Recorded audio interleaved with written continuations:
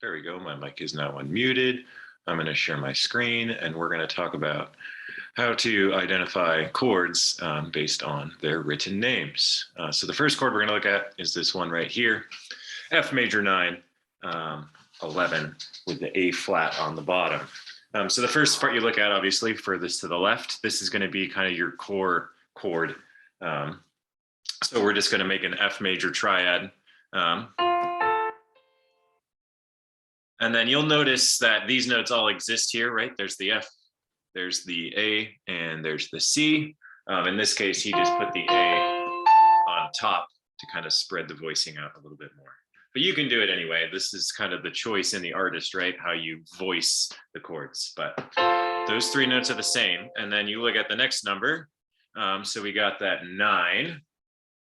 So again, these numbers just refer to the number in the chord or the scale, right? So 1, 2, 3, 4. With 1 being the root and then 8 being the octave of the root, which is really handy to remember. That way you can just think, oh, 9, that's 1 more than 8. So you just add the G. Pretty nice sound, kind of ethereal, like, I imagine like flying through the clouds or something. And then we do the same thing for the 11.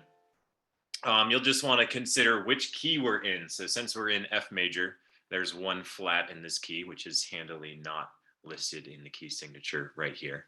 But since we're smart, we remember that F flat has a B flat in it. So we'll add the 11th up there. And you're probably like, ooh, that sounds not so good. And then that leaves us finally with the A flat at the end. And if you remember from the video with Ben Levin, the last letter here just refers to the bass note in the chord. So since my keyboard's only 2 octaves large, I actually can't play the A flat. But you know, if you had a large enough keyboard, you would play an A flat down here below, and then it would give you like a rooting that sounds really unsettling, really unresolved. And that's the intention, right? He wants you to feel unsettled. He wants you to feel unresolved.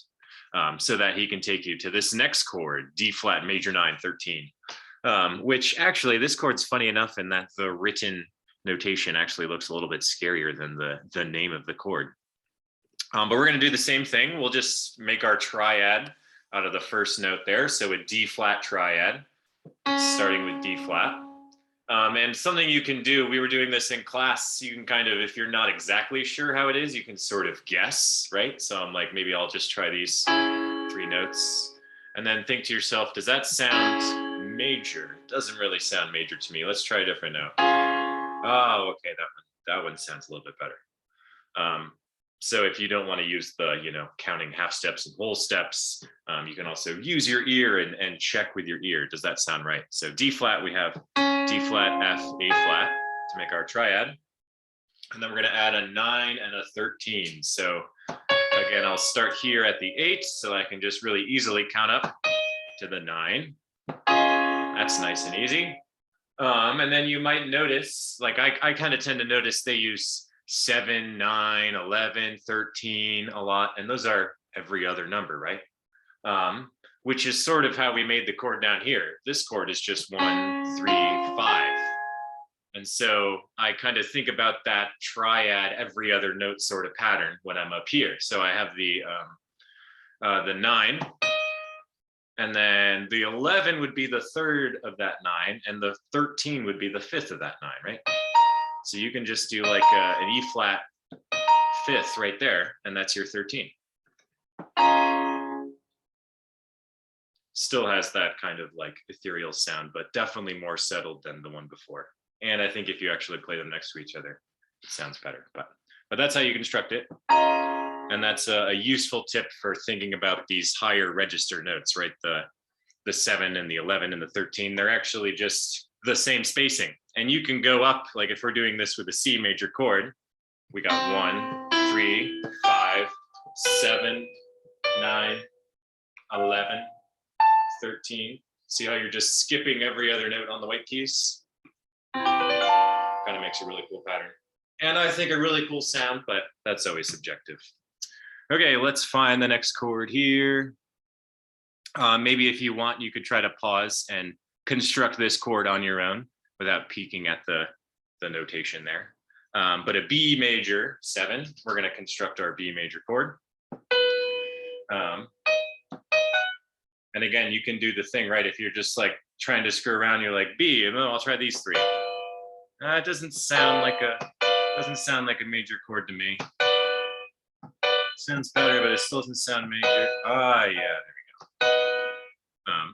Again, using your ear to sort of verify. And so with this one, you have your just regular old B major triad, super easy, super normal. And then we're doing the root here. And in this case, the root is not just the G, it's the G7. So I'll have to bump my keyboard down an octave here so I can play that low note. There it is. And so we got our G, and then you'll play the 7. And if you're sick of counting, you just remember that G above it is an 8, so you can just go 1 down.